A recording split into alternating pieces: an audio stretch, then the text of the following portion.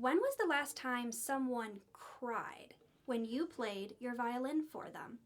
If the answer is never or almost never, then your playing might be technically correct, but emotionally flat. Today, I'm breaking down 5 principles that will transform your playing from mechanical to magical, using one of the most beautiful pieces written for the violin, the Meditation from Thaïs. But here's the important thing. Whether you're playing a more advanced piece like this one, or you're a beginner and you're playing an easy version of Amazing Grace or Somewhere Over the Rainbow, these principles will still work for you. Your playing doesn't have to be boring.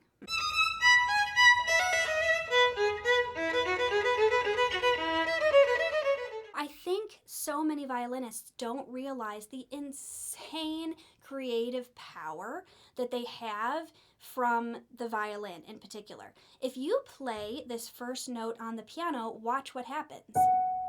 It just dies away, right?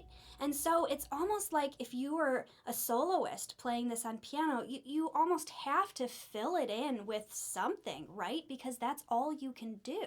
But on violin, you control what happens during the entire length of that note. So yes, you could just play the note and have it be boring, or add some vibrato and still have it be boring, or you could vary your bow speed and the intensity of your vibrato. What if you started that note a little bit more slowly with your bow and with a little bit less vibrato and built the intensity in a way that a piano and many other instruments can't do? Did you hear that difference? How it transforms the note from being just a note to something that takes on a lifelike quality.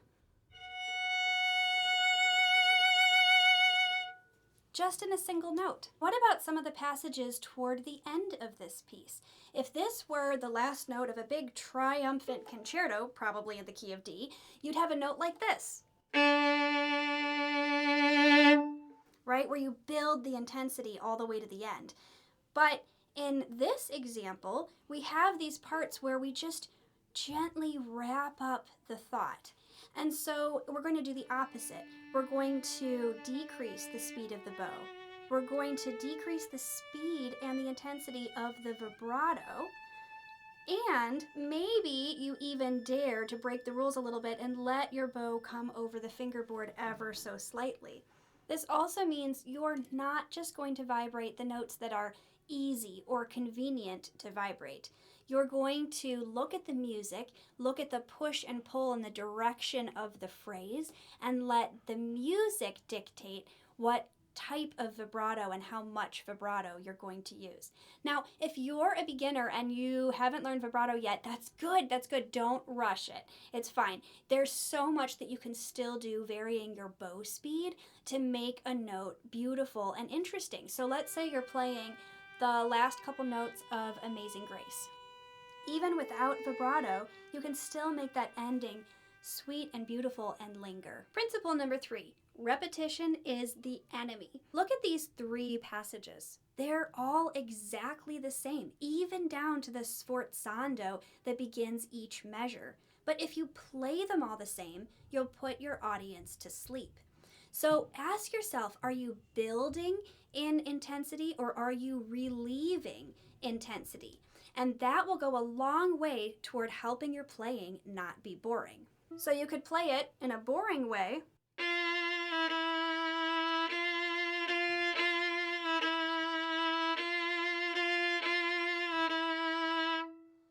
and it just wouldn't mean anything. Or you could play it a little differently each time, especially the last time.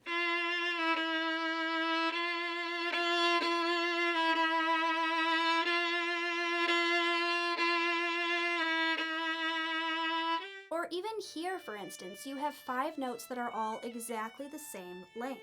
But I pity the person who plays it like that. Feel the push-pull and make it a little bit more unique and interesting. And that 5-note phrase or section comes in multiple times throughout this piece. So maybe the first time you play it kind of the same, And then another time, you exaggerate it a little bit more. Or you just change it up a little bit.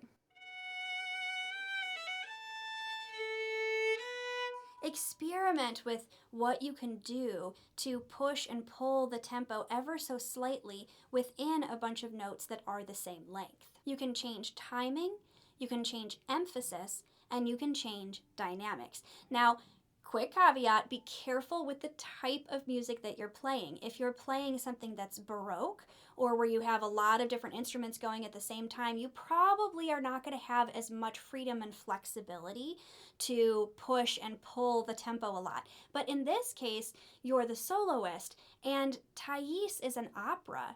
And during this time, the main character is going through lots of different emotions and reflecting on her life and making big decisions. And so there's so much that is more available to you in terms of musicality that doesn't detract from the piece or destroy the ensemble. Principle number 4, the second time a major theme or a melody comes back in a piece, if it gets repeated, you're going to play it with more musical maturity the second time. If you think of a piece of music like a story, well, in a story gets really boring if the character remains exactly the same through the whole length of the story, right? There has to be character development. And that character development includes maturity as the protagonist gains life experience and goes through conflict and emerges on the other side. And so this, the same thing needs to happen with your music. The second time a melody comes along, play it a little bit differently, reflecting that character development. So for instance, when this piece starts, maybe the first time you have the melody, you play it fairly consistent.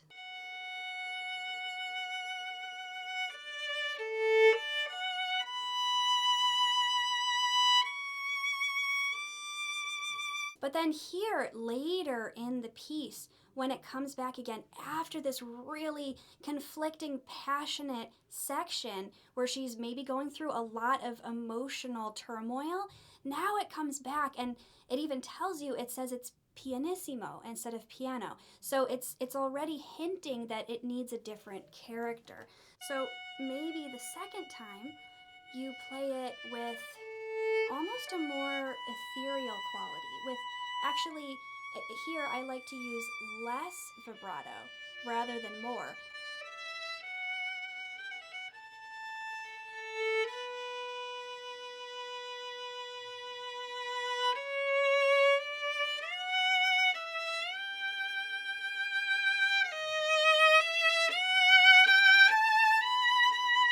And then you're building in the intensity as you bring that vibrato back. Principle number 5, contrast creates drama. I think the most powerful moment in this whole piece is not the loudest note or the biggest sforzando. It's the sudden drop from fortissimo to piano. So you notice in the music that intensity, it doesn't actually say to decrescendo or reduce that intensity. You go right up to the end, or at least somewhere close to the end of that last note that's still fortissimo. And then all of a sudden, you have this contrast to piano. But that's also a big, obvious example. What if you're just going from a high note to a low note, or a low note to a high note? Is there a way that you can create or exaggerate, or lean into that drama? So this note is higher. Maybe it has a little bit more intensity. But then you're dropping down to something lower, and then you need some space to be able to build the intensity after that.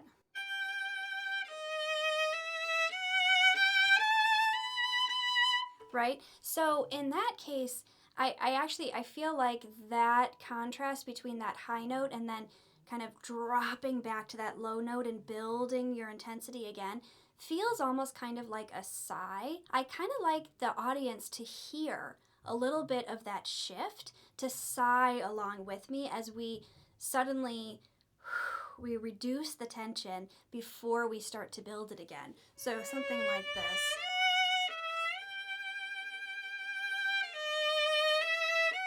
Did you hear that little bit of the shift? You hear a little tiny bit of that shift, and I think it helps the audience bridge that side together. So the point here is, don't paper over sudden changes in the music. Lean into them. Make your soft sections really soft, your loud sections really, really loud, and then even consider, depending on the piece, if it's appropriate for the audience to get to experience with you even a little bit of what happens between the notes. Those are what I consider the 5 biggest principles for taking your musicality to the next level. But I would be remiss if I didn't offer you a little bit of homework so you could go try this on your own with your own piece and kind of know where to start. So this is what I recommend you do. Take any piece that you're working on, and then number 1, you're going to find the longest note in the piece and see if principle 1 applies well to that note. Then I want you to circle the highest note in each major phrase. So think, what is the most important part, the peak of what this big sentence is saying? And then I want you to apply principle 2. Number 3, look for any repeat notes or patterns or things where you have a theme or a motif that repeats maybe several times in a row, or it comes at the beginning and then it comes back later.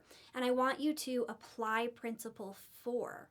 And then lastly, find at least one spot, there are probably many, where you can create more contrast in your playing, whether you do that with dynamics or with timing or with your vibrato, if you're using vibrato yet, or with your bow speed. And I want you to apply principle 5. Friends, remember that people don't cry because your intonation is perfect or your bow hold is textbook. They cry because you make them feel something, and maybe it even connects to their own personal experiences and helps them process some of their own memories. That's a really powerful and beautiful gift to be able to give to somebody. These 5 principles will help you connect with your audience, no matter what technical level of violin playing you're currently at in your journey. So go make someone cry with your playing, but in the good way.